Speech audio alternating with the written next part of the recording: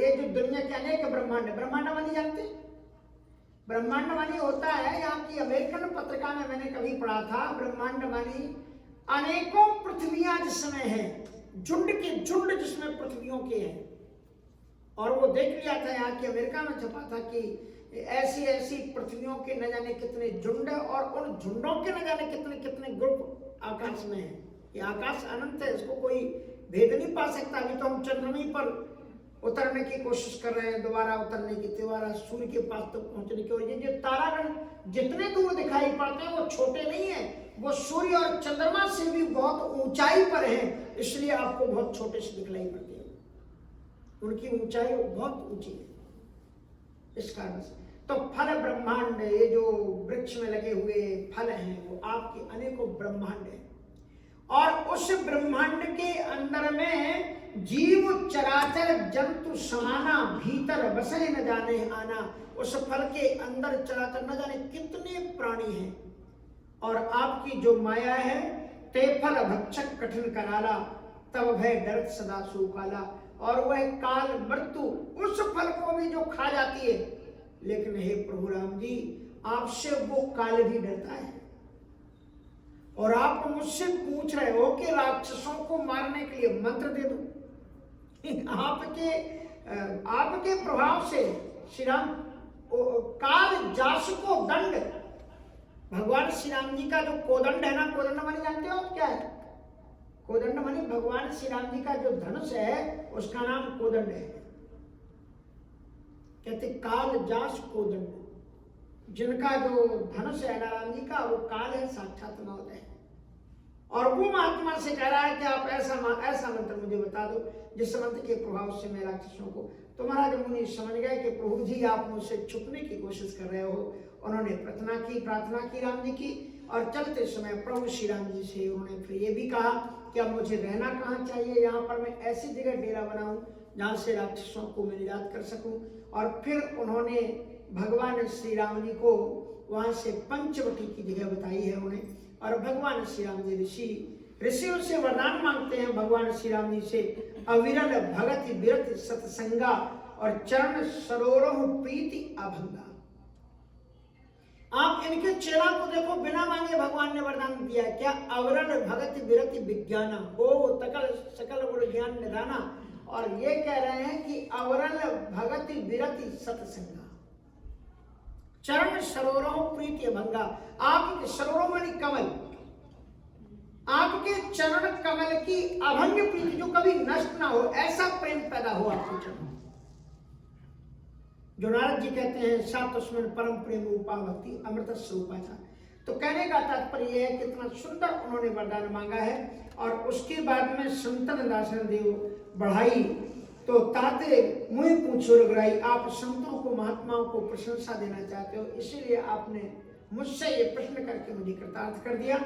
और भगवान को फिर वो आग्रह करते हैं कि दंडकी बने पुनीत प्रभु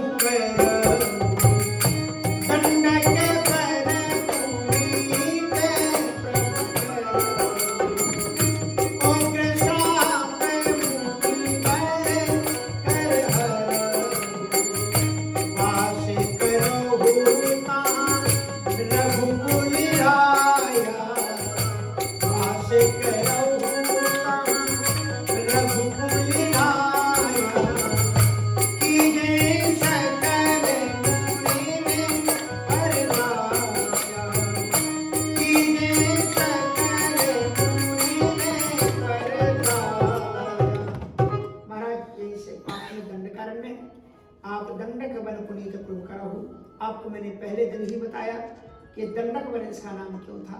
इसलिए दंडक वन था क्योंकि महर्षि मतंग ऋषि ने ऋषिमुनियों को दंडित यहाँ पर किया है, क्योंकि उन्होंने जो गाय का हमने आपको पूरी कहानी बताई थी। और उसी कारण से यहाँ पर बड़े बड़े ऋषिमुनि लोग महर्षि मतंग के श्राप के कारण वृक्ष बन करके खड़े हुए थे। इसलिए भगवान से कहा गया कि दंडक वन पुनीत प्रभु करहु, उग्र श्राप मुनिवर कर हरहु। और दूसरी बात ये भी है, बास करो रघुकुल लाया, कीजे सकल उन्नता दया। इस जंगल में जो ऋषि मुनि लोग तपस्या करते हैं, राक्षस लोगों ने खा जाते हैं।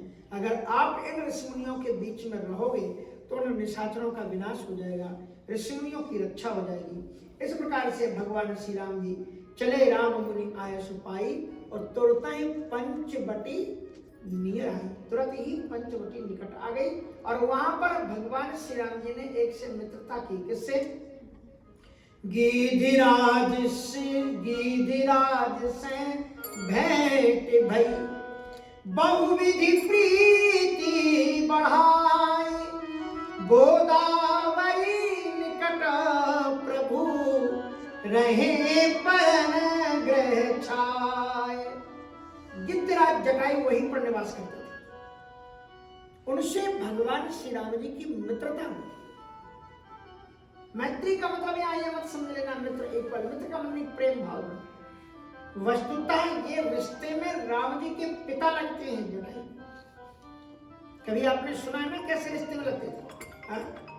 पितु की अंत क्रिया करवे को बड़ो पुत्र अधिकारी, सो पितु क्रिया भरत को सौंपी, और प्रभु खग क्रिया संभाली। पिता की अंतिम क्रिया करने का अधिकार किसको होता है? सबसे बड़ा पुत्र करता है। पितु की अंत क्रिया करवे को बड़ो पुत्र अधिकारी, लेकिन सो पितु क्रिया भरत को सौंपी, और प्रभु खग क्रिया संभाली। वो दशरथ जी का अंतिम क्रिया किसने की? भरत जी ने की। और गिरिराज जटायु की अंतिम क्रिया किसने की? भगवान राम ने की। क्योंकि उसका कारण था। आपको मैंने कभी कथा में राम जन्म के समय ये बात सुनाई होगी, और वहां पर एक अच्छी चौपाई आती है कि सर्वस्व दान देन सब काहू, और जय पावा राखा नहीं ताहू। राम जन्मोत्सव के आनंद में दशरथ जी महाराज ने सर्वस्व लौटा दिया है। सर्वस्व मानी भक्ताय चित्रा भगवान ही संपदो। भक्त के चित्त की सर्वस्व तो भगवान ही होता है। और दशरथ जी महाराज ने वो भी किसी को दे दिया, काहू मानी किसी को दे दिया।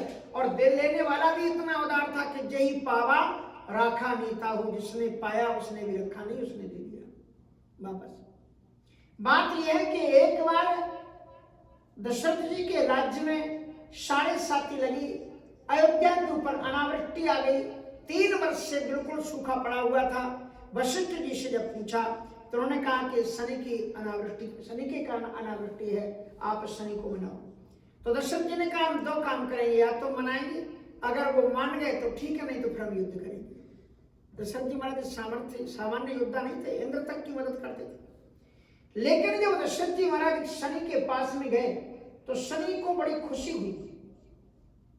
शनि ने पीछे तरफ अपना, शनि के पीछे तरफ से गए थे। वशिष्ठ जी ने बता दिया था कि तुम उनके मुख को पेश नहीं कर सकते। शनि ने देखा कि तुम जल के नष्ट हो जाओगे, इसलिए पीछे की दिशा से।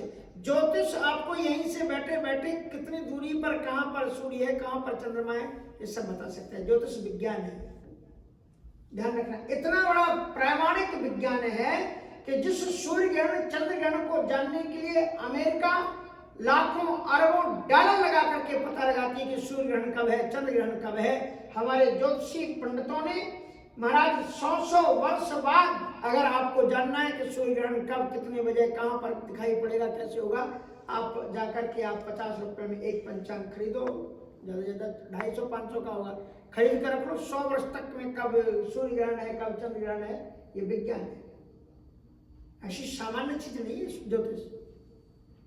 इसलिए रामायण में, वेदों में, पुराणों में ज्योतिष की बड़ी बड़ी गाथा गाई गई है। तो महाराज मैं आपको ये बता रहा था कि इस प्रकार से दशरथ जी महाराज वहां जब गए, शनि को बड़ी खुशी हुई कि धन्य है दशरथ आप, जिनके घर में साक्षात भगवान का प्रादुर्भाव हुआ। मैं मुंह को फेर लेता हूँ। और जो ही उन्होंने मुंह फेरा, वो पीछे ही दशरथ जी खड़े हुए थे। उन्होंने सोचा ये सामने होंगे तो मैं इनको बचा दूं। उनको बचाने के लिए मुंह फेरा, और दशरथ जी संयोग से पीछे ही खड़े हुए थे। आंख को खोलते ही उनका रथ जल करके ध्वस्त हो गया। दशरथ जी महाराज ऊपर से नीचे गिरे, और आकाश से नीचे जब दशरथ जी महाराज गिर रहे थे तो जिस जंगल में वो गिर रहे थे, बोलो ऊपर से कोई गिरे नीचे तो सियावर रामचंद्र जी गिरे। लेकिन वृक्ष पर बैठे हुए थे जटायु, उन्होंने देखा कि कोई भद्र पुरुष गिर रहा है। लपक करके जटायु जी ने उनको बचाया, पंखों पर रखा, धरती पर उतारा, जल छिड़का, औषधि उनको खिलाई। वन्य पक्षी थे। दशरथ जी महाराज को जब होश आया तो उन्होंने देखा ये तो मांसभक्षी प्राणी मेरे सामने बैठा हो। तो उन्होंने कहा कि महाराज क्षमा करें, मैं गरुड़ की दूसरी पत्नी शैनी का पुत्र, उनका मैं पुत्र हूं। और इस प्रकार से उन्होंने जब ये परिचय दिया तो कहा कि महाराज मैंने आपकी रक्षा की। दशरथ जी महाराज बड़े खुश हुए, कहा कि तुमने मेरे प्राणों की रक्षा की है तो तुम्हें जो भी मांगना हो मांग लो। जटायु जी ने कहा कि महाराज अगर परोपकार किया जाए और इस भावना से किया जाए कि बदले में कुछ चाहिए तो परोपकार का कोई मतलब नहीं है। मैंने इस दृष्टि से कुछ किया ही नहीं है कि मैं बदले में कुछ आपसे चाहूं। दशरथ जी ने कहा अपने लिए नहीं, आप मेरे लिए कुछ मांग लो, मुझे खुश करने के लिए आप कुछ मांगो। तो जटायु जी ने कहा कि महाराज अगर कुछ देना ही चाहते तो कुछ ऐसा दो कि आपके जो पुत्र हो उसमें जो पहला पुत्र हो उस पुत्र को आप मुझे दे देना। दशरथ जी हंसने लगे, बोले आप हंस क्यों रहे? का चतुर्थावस्था आ गई, अभी तक तो कोई पुत्र हुआ नहीं, अब क्या पुत्र होगा? आपने वरदान भी ऐसा मांगा जो पूर्ण होगा नहीं। तो जटायु जी ने कहा अगर पुत्र हो जाए तो दशरथ जी ने सदल नेत्रों से कहा कि महाराज आपके मुंह घी शक्कर, अगर मुझे पुत्र हो गया तो मैं भी प्रतिज्ञा करता हूं कि रघुकुल रीति सदा चली आई, रघुकुल रीति सदा चली आई, प्राण जाहि पर वचन न जाई, प्राण जाहि पर वचन न जाई। महाराज रघुकुल की चली आ रही परंपरा में मैं कलंक नहीं बनूंगा। मैं आपको वचन देता हूं यदि हुआ, क्योंकि कश्यप ऋषि उनको बता चुके थे कि भगवान होंगे। इसलिए जब राम जी का जन्म हुआ है, जटायु जी महाराज वहां पर आए हैं और दशरथ जी ने अपने वचन को पूर्ण करते हुए उनके सामने जब रखा तो लोग चिल्लाने लगे, इस पक्षी को आप अपने रामलला को सौंप रहे हो। तो महाराज दशरथ जी ने कहा ये साधारण पक्षी नहीं है, मेरे भी प्राणों को बचाने वाले उपकारी पक्षी। इसलिए महाराज उन्होंने राम को सौंप दिया उनको। और महाराज जटायु जी ने आंखों में आंसू भर करके दशरथ जी से निवेदन किया कि मैं बार बार ये सोच रहा था, ऐसे आपने कौन से पुण्य किए हैं दशरथ कि तुम्हारे यहाँ साक्षात भगवान बेटा बनकर के आया है। आज मुझे पता लग गया, लोग तो इंसान को दिए हुए वचन को भूल जाते। कहते कब कहा था मैंने आपसे ये बात, और आप तो एक पक्षी को दिए हुए वचन को भी याद रखते हो। कितनी कीमत आपने, और आपने अपने लाडले राम को आपने मेरे सामने रख दिया। महाराज आपके इस उपकार को हम कभी नहीं भूलेंगे। पर मैं क्या करूं, मैं ठहरा पक्षी, जंगल में इन लाडले ललाकों में कहां रखूंगा। इसलिए एक उपकार और करो, इस बालक को मैं आपको ही समर्पित कर देता हूं। जब यह बालक बड़ा हो जाए तो आप एक बार इसे बता जरूर देना कि मैं उसका पिता हूं। और इसलिए भगवान श्री राम जी गीधराज सन भेंट वही, बहुविधि प्रीति बढ़ाए, और गोदावरी निकट प्रभु रहे परन ग्रह छाए।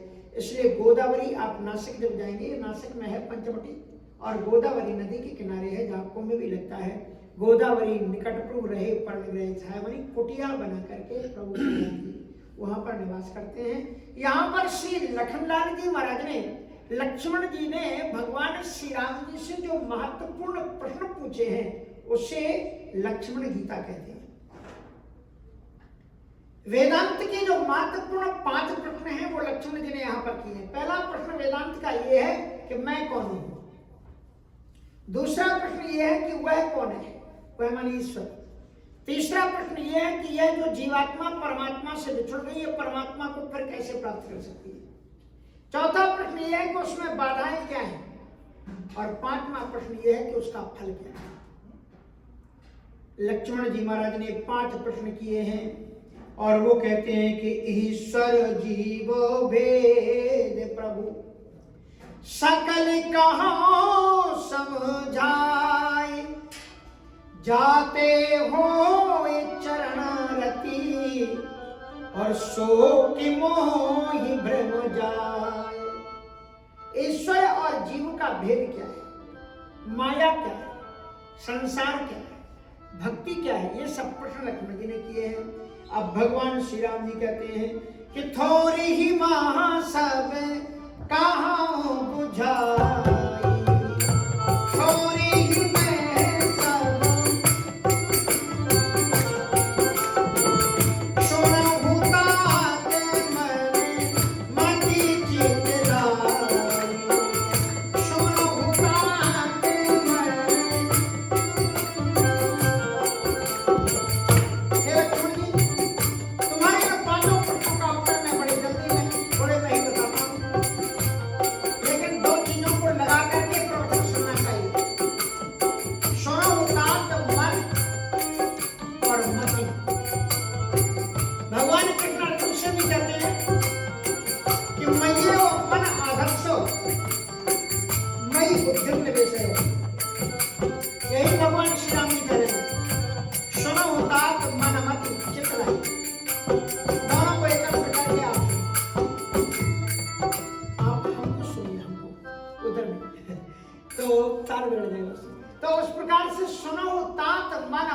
चितलाई।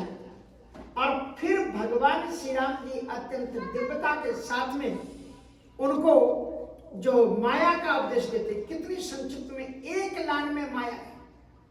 माया सत्य क्या है, माया क्या है। माया तो बड़ी सुंदर बात कही है कि मैं अरु मोरे तोरी ते माया, मैं अरु मोरे तोरी ते माया, जीवस जीवन काया, मैं अरु मोरे तोरी ते माया, मैं अरु मोरे तोरी ते माया, जीवस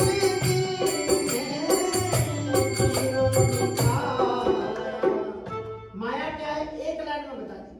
कहा मैं और वो, मैं और मेरा, ये मैं हूं, ये मेरा है, ये मेरा है, ये मेरा है। मैं और मोर तोड़ तैं, ये तुम्हारा है, ये तुम हो। यही जो भेद है प्राणी के अंदर में, यही माया है। एक हमारे मध्य प्रदेश के बड़े अच्छे वक्ता थे, सम्मेलनों में हम जाया करते थे, तो हास्य रस के वक्ता थे। वो बड़ा अद्भुत अर्थ करते थे। कहते थे कि मैं हर मोर तोरी तै का अर्थ करते थे तै।